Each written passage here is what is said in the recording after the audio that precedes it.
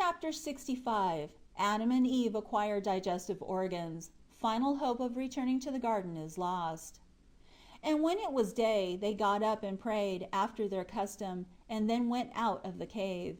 But they became sick from the food they had eaten, because they were not used to it. So they went about in the cave, saying to each other, "What has our eating caused to happen to us, that we should be in such pain? We are in misery. We shall die. It would have been better for us to have died, keeping our bodies pure, than to have eaten and defiled them with food."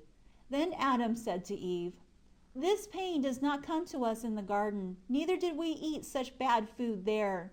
Do you think, O Eve, that God will plague us through the food that is in us, or that our innards will come out, or that God means to kill us with this pain before he has fulfilled his promise to us?" Then Adam besought the Lord and said, "O Lord, let us not perish through the food we have eaten.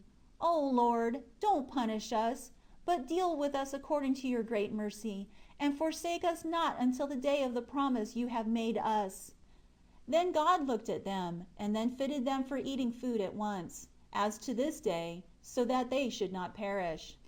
Then Adam and Eve came back into the cave sorrowful and crying because of the alteration of their bodies. And they both knew from that hour that they were altered beings, that all hope of returning to the garden was now lost, and that they could not enter it. For that now their bodies had strange functions, and all flesh that requires food and drink for its existence cannot be in the garden. Then Adam said to Eve, "Behold, our hope is now lost, and so is our trust to enter the garden. We no longer belong to the inhabitants of the garden, but from now on we are earthly and of the dust, and of the inhabitants of the earth.